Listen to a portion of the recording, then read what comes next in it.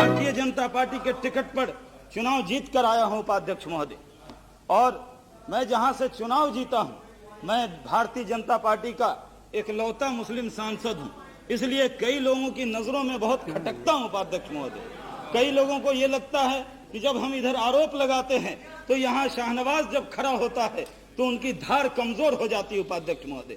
मैं कहीं पर सिलेक्टेड नहीं हूं उपाध्यक्ष महोदय, मैं इलेक्ट होकर आया हूं, और जहां 7,10,000 मुस्लिम मतदाता होते रहते हैं वहां से चुनाव जीत कर आया हूं। सवाल सिर्फ इस बात का नहीं उपाध्यक्ष महोदय कि ये मुद्दा, ये राम जन्मभूमि बाबरी मस्जिद का विवाद, ये मामूली विवाद नहीं है। आजादी के वक्त उपाध्यक्ष महोदय मैं पूरी तैयारी में हूं, जितना टोकेंगे उतना और खतरनाक बोलूंगा, ये पहले बता देना चाहता हूं। मैं आपके टोकने से चुप होने वाला नहीं हूं। उपाध्यक्ष महोदय, आजादी के 52 साल बीते, अक़लियत के लोगों पर चर्चा हुई है। मैं पहले ही कह चुका हूं कि अक़लियत के लोगों के हमदर्द इतने बैठे, फिर आज अक़लियत क्यों पिछड़ा क्यों? आज मुसलमान डरा सहमा ये कह रहे हैं कि बहुत डरा हुआ है। आपने इतना मजबूत क्यों नहीं बनाया? 50 साल में, 52 साल में आपने 47 साल तक इस मुल्क पर हुकूमत किया है। आपने अल्पसंख्यक को इतना मजबूत बनाया होता कि अल्पसंख्यक इस देश में कहीं डरा सहमा नहीं होता।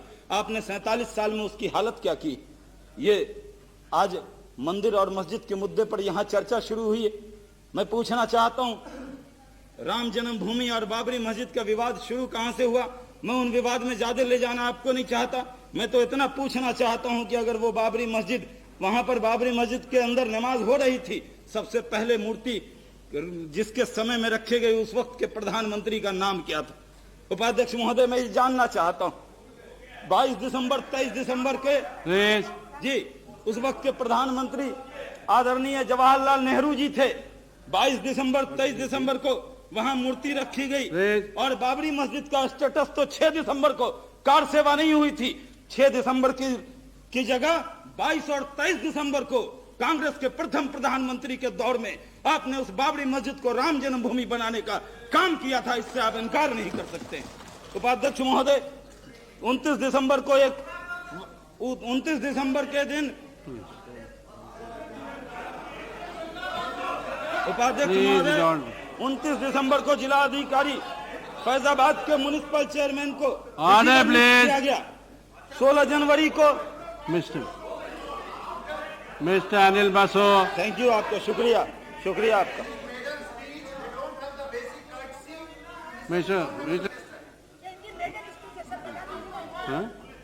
उपाध्यक्ष महोदय, वहां पर रिसीवर नियुक्त किया गया।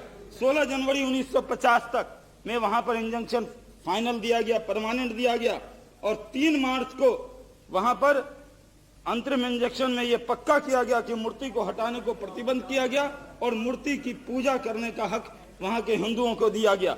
22 दिसंबर से 3 मार्च तक कांग्रेस की सरकार केंद्र के अंदर भी थी, कांग्रेस की सरकार राज के अंदर थी। यहाँ नेहरू जी प्रधानमंत्री थे, वहां पर पंत जी मुख्यमंत्री थे।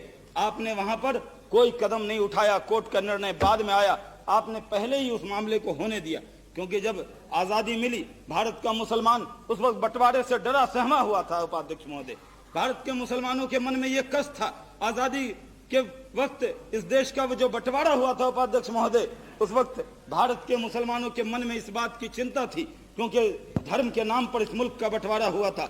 हिंदुस्तान का मुसलमान इसको मादरे वतन मानकर हिंदुस्तान में रह गया। उपाध्यक्ष महोदय, मेरे और आपके बाप दादा ने उपाध्यक्ष महोदय ये तय किया कि ये मुल्क हमारा मुल्क, ये मादरे वतन है, हमें इस माँ को छोड़कर नहीं जाएंगे।